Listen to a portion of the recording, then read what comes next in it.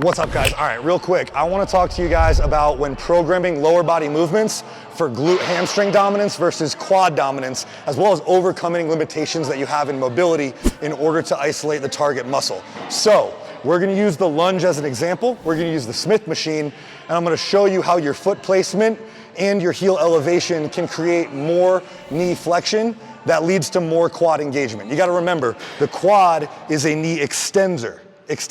So when we're trying to isolate the quad, we create as much knee flexion as possible while maintaining tension in the quad to get more active range of motion, more activation of the quad throughout. So I'm gonna hop on the Smith machine and we'll show you what this looks like.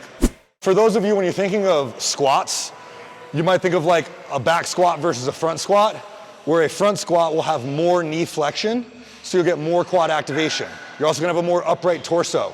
Very similar concept with a lunge. So I'm gonna demonstrate this without a heel elevation. And then for those of you who have limited ankle mobility or want more quad activation like I do because I have poor quad engagement, this is something that could work for you.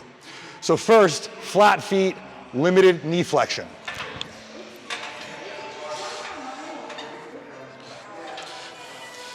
You can see at the bottom of the movement, I have maybe 90 degrees of knee flexion from here to here, right? I'll demonstrate on this side so you can see as well.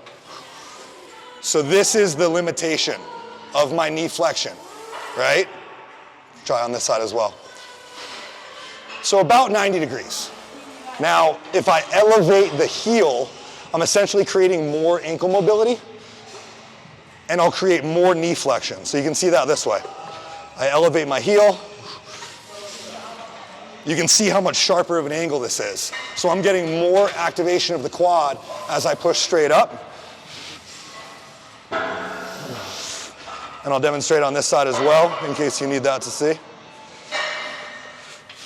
So from here, much more knee flexion, much more quad engagement.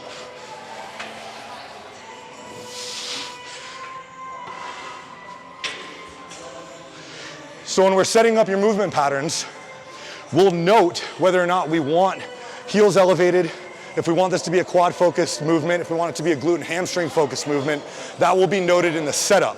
But for those of you at home, you can experiment with this on your own by playing with your foot placement on a fixed machine like a Smith or a hack squat, as well as elevating your heel in order to create more quad engagement or less quad engagement. I hope this helps. Look, they can never keep me down, I'm going. And if I ever fail, just know I'll go again. I never quit, cause I know that every loss may lead to another win. I'm going up.